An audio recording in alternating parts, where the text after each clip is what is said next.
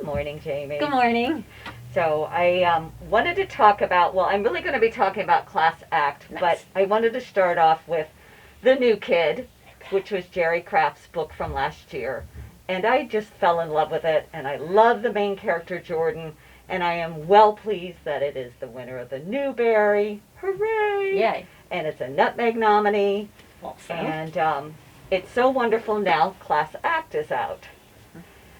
What I love about Jerry Craft is his ability to write such authentic characters.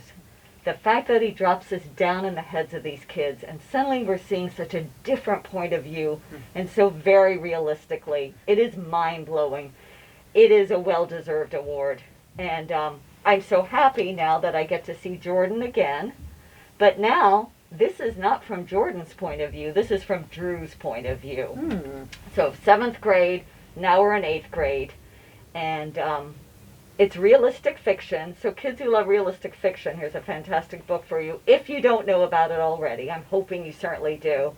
And he really shows kids how to navigate through middle school and the challenges very authentically. But there are also other truths in it. And they're great openers for colorism and for class. But all of this is softened with humor that makes it so age appropriate. That's the thing that really blows my mind, that the humor continues throughout it. And so it's like just a perfect balance. It's a master writer. He is. It's really wonderful. It's not just about the illustrations. It's about his very fine writing. And it's definitely a book again, or both the books that should be in school libraries for the middle school, in classroom libraries for, again, 5th, 6th, 7th, 8th grade. So, Nice. But absolutely love it. Really love the characters so very much. And what do you have for us? And I have The Captive Kingdom by Jennifer A. Nielsen. She is a great writer. She wrote the Ascendance trilogy, and this is years later. This is not too many years later. Is a 4th book in this series. It actually ends up kind of going in between a couple of them. I had never read the original trilogy, so I picked this up cold and loved it. And I had no problem understanding the characters. She doesn't do that, oh, if you miss the first 3, here's an information dump. She doesn't do that at all. She just weaves everything in.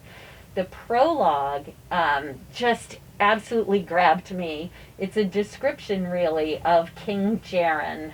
He's now the king, and this is the kind of thing that really got my attention. It's told by King Jaren, and he says, "One may ask, how is the great King Jaren described by those who know him? The answer rarely includes the word great, unless the word is to follow fool, though I have also heard disappointment, frustration, and chance that he'll get us all killed." He also says... Well, I gotta say, I haven't read these, but now I want to read it too. He also says, my parents had long abandoned the idea of me becoming a priest at the tearful request of our own priest, who once announced over the pulpit that I, quote, belonged to the devils more than the saints. To be fair, I had just set fire to the pulpit when he said it, mostly by accident. It's just that way through the whole thing. His brother has gone missing, but now he's wondering if maybe he's alive. King Jaren has been captured by someone who seems to have some artifacts that belong to his brother. There is a wonderful, the love of his life, Imogen is with him, but that's a relationship that sort of has, comes and goes, we're not sure. Just such a fun fantasy story that I highly recommend. And I'll tell you, after you read this one, you will want to read the first 3, and this will not spoil it for you. Wonderful. So, really good one for this coming winter. That's cool. And also, it's interesting, you say you can read this without having read the trilogy.